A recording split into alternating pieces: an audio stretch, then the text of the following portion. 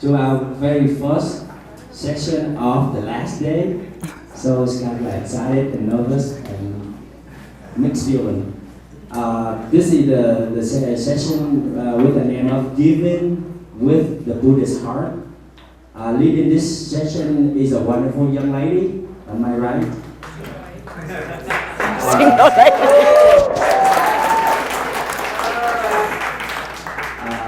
Who is executive director of the International Children Assistance Network in San Jose, California, an organization she a co-founder in 2000 with the program serving Vietnamese children and family in the Bay Area, and also a program to help the orphan and poor children in Vietnam. She is also a board member of the Pacific Link Foundation, an organization she also founded in 2001, and founding member of the Vietnamese American Non-Governmental Network created in 2004.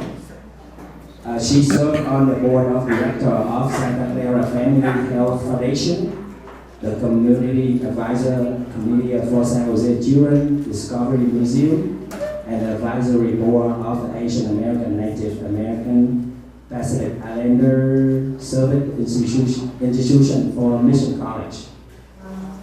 She received Fulbright in 1989 and worked with the United Nations High Commissioner for Refugees in Hong Kong. She was inducted into the Stanford Asian Alumni Hall of Fame in 2006. In 2012, she was appointed by President Obama to the board of directors of the Vietnamese Education Foundation, an independent federal agency with the mission to improve bilateral relationship between the United States and Vietnam through the educational exchange in STEM fields, which stand for Science, Technology, Engineering, Math, and Medicine. She holds a BA degree in Economics at Yale University and an MBA at the Stanford Graduate School of Business. Please welcome Ms. Quyên Vương. Thank you. Just to clarify, I think I'm the youngest of the single ladies, right? Nam mô Bổn Sư Thích Ca Mâu Ni Phật. Nam mô Quan Thế Âm Bồ Tát. Lời đầu tiên thì con xin kính chào chư tôn đức, quý thầy cô, và cũng xin là cảm ơn quý thầy cô cũng như là các anh chị, các bạn trong ban tổ chức đã bỏ bao nhiêu là tâm sức để mà tổ chức cái buổi trải này cho tất cả mọi người chúng ta. Thì Quyên đã từng tổ chức nhiều event. I know what it takes. Quyên biết là cái trại này nó tốn rất nhiều công sức, mà mấy hôm nay thì thấy nó chạy rất là đều, thành ra Quyên biết là các bạn bơi rất là nhiều.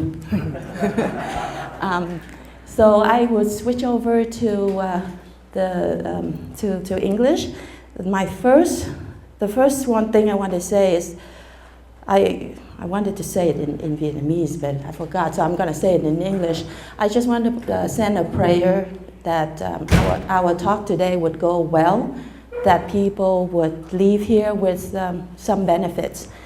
And I also want to thank the organizing committee, thank all the founders, the co-founders of the Trại Tỉnh Thức, to have the vision to set up something like this, because I think it's very important for the future generations of Vietnamese Americans, and even beyond Vietnamese Americans, just Buddhists who want to learn more about Buddhism and how to find the different skills, the different Dharma lessons in Buddhism and apply it in their daily life.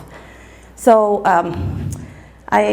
when I first got approached by Thầy Đạo Quảng, when Thầy Đạo Quảng invited me to speak, my first reaction was that I declined. I said no, because I didn't think I have anything to share. And of course, standing up here, I know I've been dancing with you guys, but standing up here is a different thing, so it's quite nervous.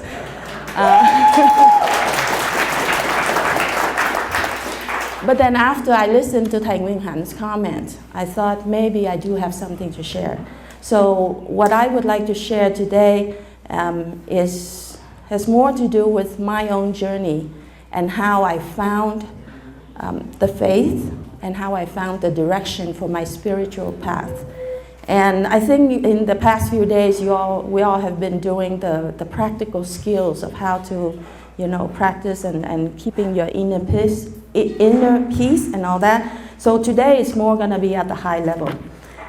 Before, I also want to say in advance, I'm going to apologize. Number one, I'm not so used to speaking about Buddhism in English.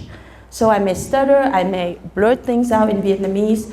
So please forgive me, I'll try to catch myself. The second thing I want to apologize in advance is that I'm a straight shooter.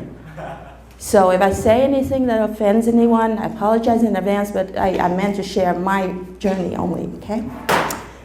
Before we begin, can I just do a quick survey? Be very truthful and candid and be true to yourself, okay? How many of you, this doesn't apply to Quý Thầy Cô, so don't raise your hand. How many of you believe that you have the Buddha nature in you? Almost everyone, right? How many accept the statement that you can become a Buddha? How many of you truly believe that you can become a Buddha? A lot less, or a lot fewer. Let me ask you this. That was like about a fifth or a sixth, right? Let's see the show of hands again. How many of you want to become the Buddha? I'm sorry, this is a new one? Okay, how many of you want to become the Buddha? Wow, that's very good. How many of you think that becoming the Buddha is the job of the monastics, not of the lay people? Nobody? Oh, you awesome. You're almost there then. Okay, so let me, thank you, John, for lending me this. So let me start. Turn it on. Turn it on. Okay, so how I'm going to structure this is first I'm going to go through my background and the aha moments that I found when I have this life-changing experience. And then at the end, it will be about Buddhism and how it helped me to be even more devoted to Buddhism and to charity. So my background, I grew up in a Buddhist family, or maybe you can say a family with Buddhist tradition. My grandmother went to the temple about twice a month. My mom never did. She was too busy with the kids and the career and all that. And I just went and chant. I enjoy chanting because that's one way to practice reading Vietnamese. I have no clue what I was reading. I loved the worship to the Buddha, but I stay far away from them. It's like, I'm here, they there, I pray to them, but I don't belong, I don't go near them. So when I was a young adult, and this period would last for about 15, 16 years, I pretty much just practiced what I was taught, which is Tu Tai Tam. Right? It's all in your heart. Therefore, I had no need to go to the temple. And the way I do Tai Tam was that I practiced this mantra, Ăn thiệt, nói thiệt, làm thiệt, tu thiệt. That's how I did it. So for many, many years, I would keep the Buddha, I love Ngài Quan Âm, right? So, Kuan Yin. So I would keep Kuan Yin close to my heart. But when it comes time to make decisions, I put them aside. When it comes time to falling in love, put them aside, right? So I'm not so sure how we all say we take refuge in the Buddha, but that, those are the times when, looking back, how truly did we take a refuge in the Buddha? The one lesson so I went through about 15 years like this, and the one lesson that I got out of this period in my life was that Phật là mình, ma cũng là mình, which is I'm the Buddha, I'm also the devil. I have done things that, when I pushed the Buddha aside, I made decisions that were for my own benefit at the expense of others, that actually hurt others. Not just a win for me, but no gain for them. It's a win for me and a bad thing for them. And I did it. So those things, I'm still thinking about those and reflecting on those. But that shows me that the little Buddha in me, I was taught to lean on the Buddha in me. I was taught not to worship the Buddha, the statue up there, because that is considered superstition. That's not self-confidence, this and that. And so I did that, and for those 15 years, I went through my life and I realized that the little Buddha in me was not strong enough. And there's so much of my ego imposing on it, that overshadowing it. So that's what the realization for that period. So when I got to about my mid-30s, this is, I would say, at the height of my career and my personal life. Family was established, we were financially secured, career-wise, the job was going well. And so you can say that I had pretty much everything I wanted in life. But at the height of my life, problems started coming in, and I started having so many questions about Buddhism. So the problems in my life, so all those years I was also practicing mindfulness meditation. And to cope with the hectic life of, professional career and all that. But when this problem started to become so huge, the mindfulness meditation became ineffective. I could not keep up with it. And then in the back of my mind, I kept asking myself, I said, is this it? I mean, I heard so much about Buddhism. I heard that Buddhism is beyond anything in this world, beyond any imagination. But all I see is that I go to the temple, I pray to Buddha for what I want, then I go home, then I meditate, I get a few minutes of, peace, and then go back into life again. This is it? And, I don't understand, why did Buddha give up his life, his throne, his family to do this? Is this all he wanted us to do? So those are the questions I was asking myself. I looked around at me, and my son and the kids his age were going to the temple, learning Vietnamese and Buddhism. But they are so bored. They got bored really fast because it's all memorization, right? And then the seniors, they happy chanting and praying. Great, fine. The middle one, like me, we had so many responsibilities at home and so many burden in life that we had to deal with. We didn't have time to go to chùa. And honestly, we had no reason to go to chùa because it's all about go to Tại Tâm. So unless some of us may find a great group where he or she will get along with people, then they would come. But that's just for that social connection. Otherwise, we have nothing to gain from going to chùa during the busiest time of our life. That's the way it felt for me. So Thầy Nguyễn Hạnh comment resonated well with me. Remember, Thầy Nguyễn Hạnh said that there's a Buddhist religion for the kids, there's a separate Buddhist religion for the seniors, there's no religion for the people in between like us. And I would like to add one more. It seems to me there is a separate Buddhist religion for the monastics. It seems like they have a different religion than the lay people, because the lay people were taught something else. So I've been pondering about this, and I keep thinking, are there that many Buddhist religions? I mean, there's only one set of Buddha's teaching. Why are we interpreting it into so many different things? And these things don't even connect. The kids, you teach them stories. They may or may not believe it. The middle one, you teach them all about logic, this and this and that. Then you get to the older one, and it's all about faith in here, because they're dying. You know? And so what do? I mean, so how do we go from this one group to this one group? I look at the sunlight. There's only one source of sunlight. Whether you're in here, you're out there, down in the basement, or you choose to sit inside a high-rise building with tinted windows. It's only one set of sunlight.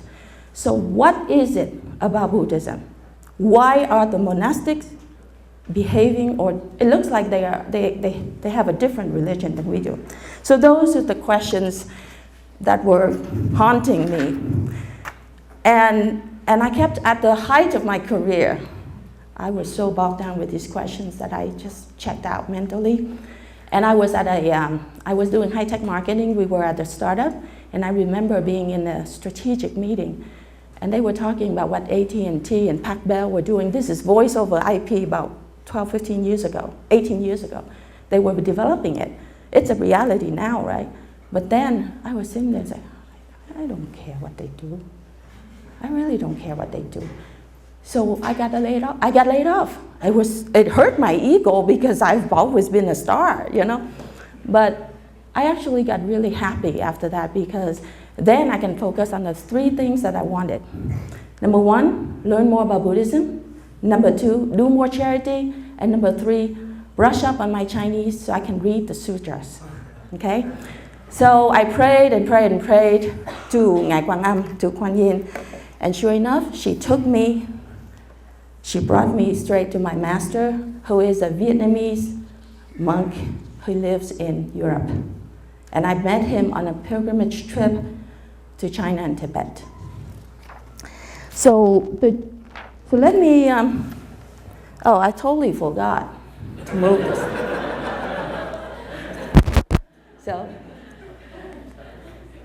So the pilgrimage trip in 2001, what I got out of it was the faith and direction for my spiritual journey, okay?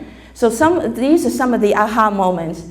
Number one, I used to believe that Buddhism is a philosophy, a way of life, and all that. But what I found out is that Buddhism is actually a religion through and through, every step of the way, and with the benefits beyond this lifetime. And this brings me back to what Buddha was looking for. He was not searching for an answer to benefit this lifetime only, right? Our young friend here yesterday, the other day, he was crying because he felt helpless. He cannot help the people he wanted to do.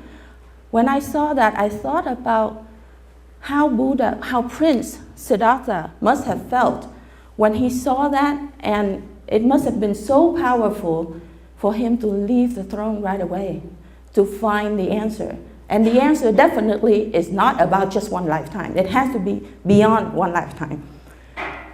So the second thing I learned, I thought I knew Buddhism, but I really didn't. I didn't even know the difference between Zen and, Tendo. I was so stupid. But, okay, so this is what I found out. Buddhahood is about wisdom and compassion.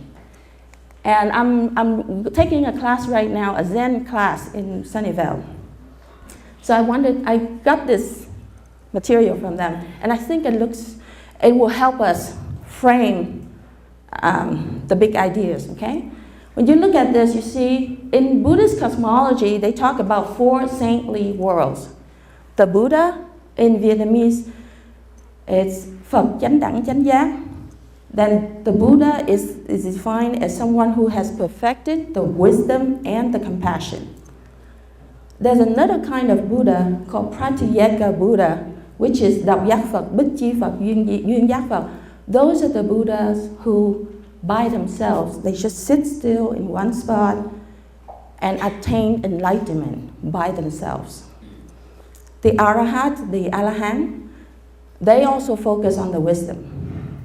Arahats are the Shakyamuni's disciples, right? That's what they wanted to attain to that level. And the Bodhisattva, the Bodhisattva, or we call Bhuta, are the ones who are walking the path of the Buddha, practicing both wisdom and compassion. You stay with this one, and here's what I want to say. For the Arhat, they focus on the wisdom. So what they do when they attain the wisdom is mostly tánh không duyên khởi and all that, right? Emptiness. So what happened when they attain that wisdom? They use that wisdom to end all ties with the world so that they can attain nirvana, don't get reborn. That's their goal. So what do bodhisattvas do with such a knowledge?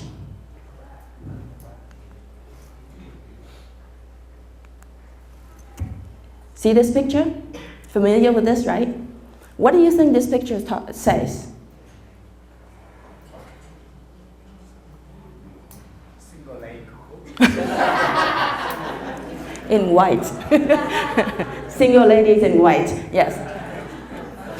What do you think this picture expresses? What message is from this picture?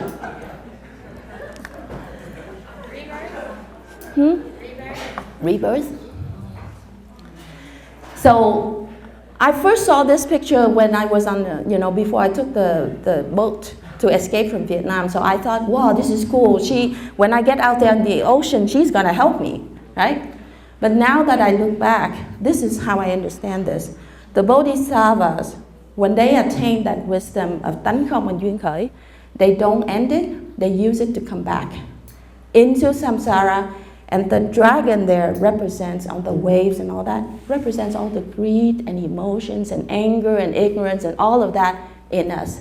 So the bodhisattvas come back in, right? To be with us, to help us. Why need Buddhist temples? Here's a question that I struggled for a long time too, because you see Buddhist temples springing up everywhere, right? So when I finally found the answer for this, the Mahayana and Theravada. You guys all know about this, right? Maybe the young ones, the young generations. Are you familiar with this? No? I'll be brief. Okay. Theravada or Nihayana is small vehicle, right? And it's different schools of Buddhism. Small vehicles, which means these people practice the Dharma for themselves. That's it. They're going to attain nirvana for themselves. Mahayana is you do it together. You could do it with others. And so in my layman term, I describe this as Theravada is tu một mình and Mahayana is tu dính chùm. Okay? When you pay attention to the word dính chùm, because you stuck with each other and you move forward, it's going to slow some of us down, right? But that's what Mahayana is about. And so because of that, the Vietnamese Buddhist monks are Mahayana traditions. They have to mingle with us. They have to be around us. They have to talk like us. They have to be young like us. They have to break dance like us. So when you look at the monks from Theravada tradition, you will see them as very ascetic-like. They're always very proper because they're trying to end all ties. And all distractions, defilements, all emotions. So they act like that. But our leaders are like this because they follow this path. So because of that, they have to build temples. So the temples to us are the place for us to come back and practice, but it's also for the people who have never heard of Buddha, Dharma, Sangha before, to come and just bow one time. That's how they gieo duyên with Tam Bảo, right? Thầy Nguyên Hạnh built a beautiful Quan Âm statue. Why? Because there are countless people who maybe just pass by and say, oh, wow, that's great. That alone is enough to sow the seeds with the Buddha and the Dharma. Okay, so the number 3 aha moment for me is con đường thiện versus con đường đạo. You know, con đường đạo is the religious path, right? Con đường thiện is thiện thế gian, well, how you say it, like the virtuous path, like doing all the good things, okay? So I've been doing charity all my life, and I thought I was cool, and I'm done, I'm on the right path. So I thought that doing the good deeds in life is synonymous to đi tu. Remember what I said? Ăn thiệt, nói thiệt, làm thiệt, tu thiệt, right? Until my master set me straight. And this is what he said. He said, nghiệp ác or nghiệp thiện, tất cả đều là nghiệp luân hồi, which is bad karma or good karma, they all bring you back here. Bring you back here. Don't let you get out. So that's when it was like, great. So, and he told me that I remember one time I was so proud in telling him that, hey, my grandfather taught me to do charity work, and he also taught me when you do charity work, do it with no request. Don't be looking for anything in return. And my master laughed at me and he said, you foolish. And I said, why? I thought that's noble. He said, well, it's noble according to thế gian, right? But the law of the universe operates the same way. You do bad things, the bad things will come back to haunt you, whether you like it or not. You do good things, the good things will come back to benefit you, whether you like it or not. So what happens when you don't wish for anything? You still get those things. And when you get it, you will get it in the form of wealth, good looks, money, all those things that will take you away from the Dharma. And so, in essence, if you're not intentional about all those things, you inadvertently distract yourself. Because, look, if we're so successful in life, why bother coming to chùa? You don't need to, right? And so he taught me that if you want to do good deeds, you make sure that you dedicate those good deeds to your wisdom. Vô thượng Bồ Đề, to your wisdom. So that way, it will help you advance on your spiritual path. When he told me that, it dawned on me, I never wanted to get out. I was doing charity here. I enjoy doing it here. I never wanted to get out. And so immediately I thought of the freeway and the feeder road. Those of you who live in Texas, they have feeder road running parallel to the freeway for so long. You think you're on the same path, but you're not. Because eventually somewhere, I can't make the feeder road appear on here because I'm so bad at these things, but somewhere around the B point, the feeder road just routed back. You're on the freeway, you go on, but the feeder road, you route it back to samsara, and that's it,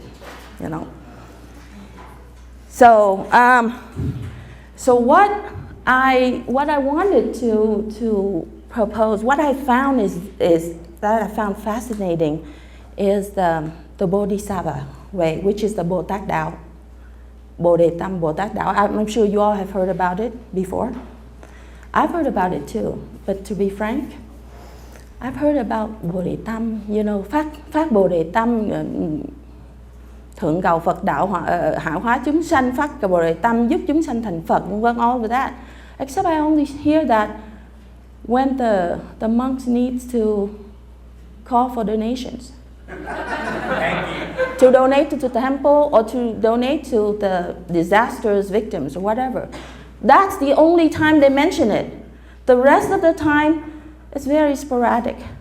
But but my master, he laid it out in front of me consistently, thoroughly, and clearly, and unapologetically. He said, this is it. So what, did I get these things? Okay.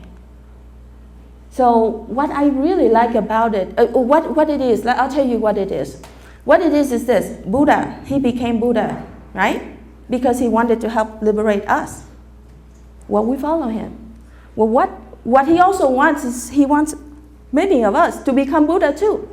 So then we can have other people, we can help liberate other sentient beings, because everything is countless, right? Countless sentient beings. So you need many, many, many Buddhas. So it's because of this, this explains why the Ngài Quang Âm, Ngài Địa Tạng, all the bodhisattvas that I've heard before, I never knew where they stand. But now I know why they're there, because they have made the great vows. So let me go to. So this is how the bodhisattva way works. Okay, I take the vow to become Buddha. The vow stays with me, life after life after life. Then I go about my own business, being as ham vui as I can be, enjoying this life, being as đời as I can be. But the vow still stays, and the invisible, it will work its way. The invisible force will keep me close to Tam Bảo. So whether I'm rich, I'm poor, I'm a beggar on the street, I'm still close to Tam Bảo. Even if I'm a dog inside the temple. Right? So that's how it works. And the thing is, number 4 there is I will move along with my networks. And I think we can say that we here are each other's network. We will run into each other's again and again and again, because it's all about nhân duyên, right? Dean was saying that he feels so bad because he doesn't have that much time, hasn't had that much time with Buddhism. Don't worry. It's all about nhân duyên. You're already here, that means you have nhân duyên already. So, I like the Bodhisattva way because it follows the Buddha's path. It's my way of thanking the Buddha.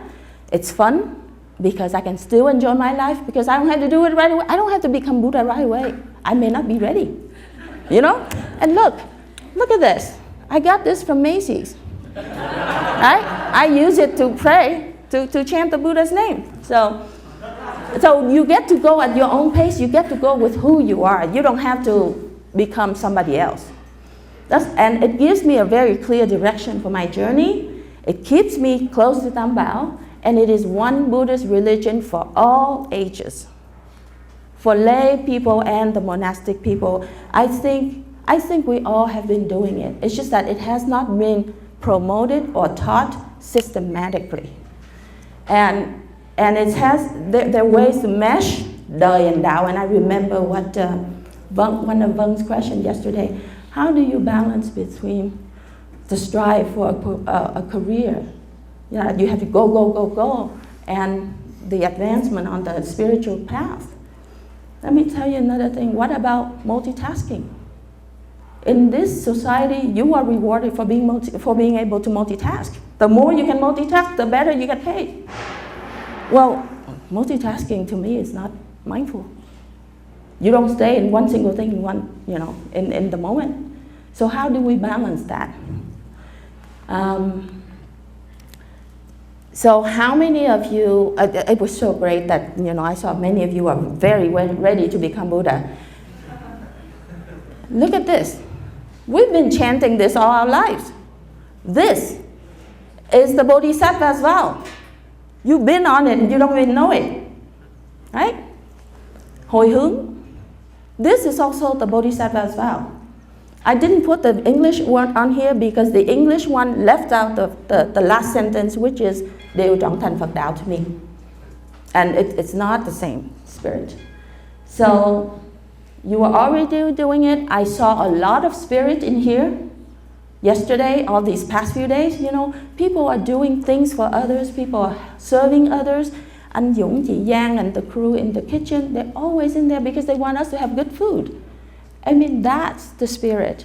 So we already have the spirit. We just have to go for the ultimate goal. And I just want to make sure. To me, bodhicitta, the Buddhist heart that I talk about, has the vow to get out of samsara, not just focusing on this lifetime. So the ultimate goal is to get out. Yeah, you may take your time. Take your time, but then you make sure that you know it's time to get out. And I just hope that it will be taught more consistently, intentionally, and systematically. I've met all the young people in Europe, Vietnamese young people in Europe, in Norway. They have camps, 200 or 300, many young kids, very young ones. They all love Bồ Tát Đạo because this is how It stays with you day in and day out at night. And this is the spirit of serving others. Okay? When my master said this one, he said, Bồ Tát đi đứng nằm ngồi đều vì chúng sinh. He said Bodhisattvas walk and talk and eat and live the daily life just all because of all sentient beings. I thought he was talking about Ngài Quang Âm and all the big Bodhisattvas. But no, he was talking about me too. Because even though I'm a very novice, I'm on that path already. Ngài Quang Âm is my alumni network now. Right? And so even though I don't know a lot, I'm on it. So my conclusion, okay, I just hope that this session will give you more clarity and helps our religious leaders to help us find a way to teach, promote this systematically, because I see this as the way to tie everything together, right? My friend, he's 60 years old now, and he told me he has been searching for the answer for 30 years. He was struggling between being a father and following the spiritual path, and he couldn't do it until he found out about the Bodhisattva way. Now he's so happy. He said, every minute of my life is so worth it. But guess what? He's now going with the Tibetan monks, because Tibetan Buddhism spell out Bodhisattva way very clearly. You really need to take refuge and lean on the Bodhisattvas more, truly. When I was going through the darkest hours of my life, with all the divorce, the affairs, the surgeries, all the nasty, all coming down, there were times that the pain was so much that I cannot even think. Can't think. So what I do, I just chanted Buddha's name. I just chanted Ngài Quang Am's name, and God got me through it before I can even do the mindful thing. So have a little more faith.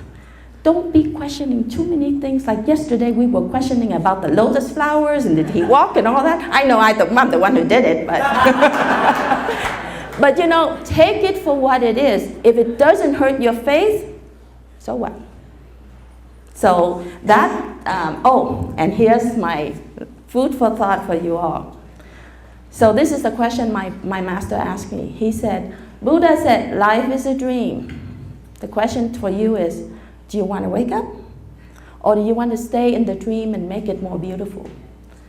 So each of us may be at different stage. We may choose different options up here, and there's nothing wrong with that. But just be aware that Buddhism is this vast.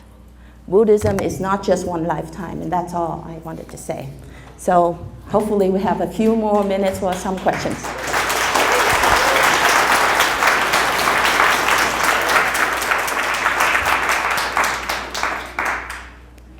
Question? No question? Okay, let me start. Yeah, thưa thầy. Well, I have a good news and a bad news. The good news is that it says that I should not worry about employment, because today you introduce this way, the young people will come to the temple, so I will be busy. Okay? And you said that is very nice, but please give me some advice how to do something attractive and interesting enough to invite the young generation to the temple. So you go through your own life and you got advices from your teacher. What kind of activities at this society, to make the young people feel comfortable and learn more about Bodhicitta, Bodhisattva way. Right. Thank you. The way my master has been doing it, he talks the Dharma straight through, just pure Dharma, nothing simplified, nothing truncated. A lot of us couldn't understand it, but we love it. And it seems like the more we listen, the more we absorb it. And that's when I found, oh my God, Buddhism is so amazing. Let me share with you one story. So one night, I just had this urge to go shopping. You know, I had to go. I had to get out of the house. Nothing. I didn't have to buy anything. I just had to get out. So at the intersection, there was orange cones. I have to turn left, and there were orange cones all over. Sure, you should go straight and do a U-turn, right? No, something was in my head. I had to turn left, so I turned left, and sure enough, there was a cop right behind me. And he pulled me over and said, "Ma'am, what do you think you were doing?" And he gave me a ticket. And so I was so mad because I'm like, I don't have the money to donate to the temple, and why do I have to donate to the cops?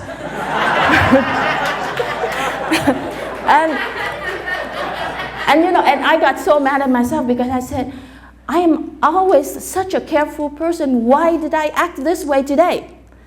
And then it dawned on me, oh my God, I said I am a careful person as if I'm always a careful person, which is not true. I am not always like that. When the conditions are right, I'm careful. When the conditions are not right, I'm careless. And because of that, I realized, so I was using tấn không, right? I learned a lesson about tấn không. So those are the things that fascinate me and keeps me wanting to come back to the temple for more.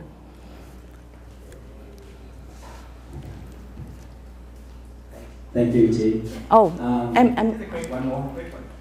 Who is your master? I've been hearing of master a lot. yeah. His name is Thầy Nhất Chân. He lives in Germany.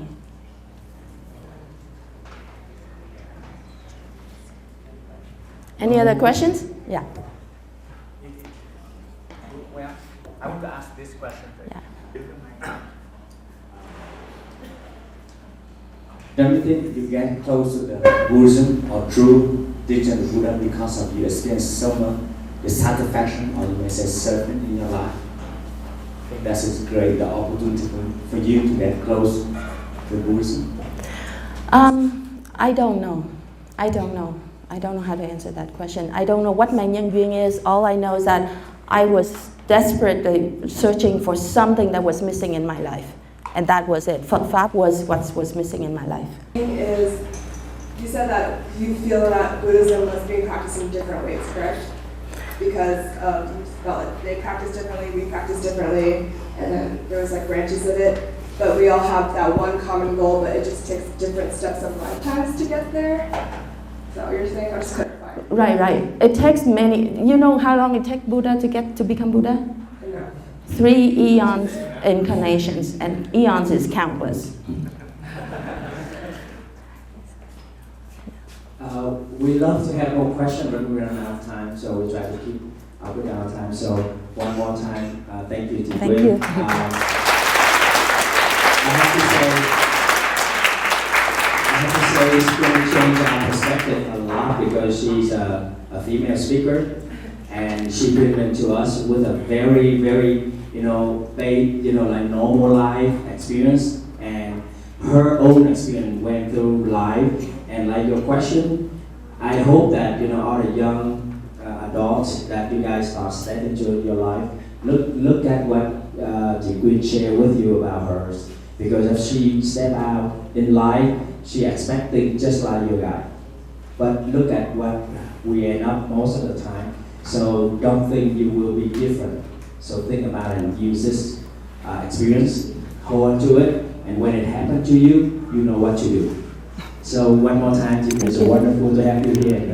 Very honored to have you. We continue to do that. So, ban tổ chức chúng em có cái món quà nhỏ Gì đâu. để chị làm kỷ niệm. Yeah, thank you. Cảm ơn.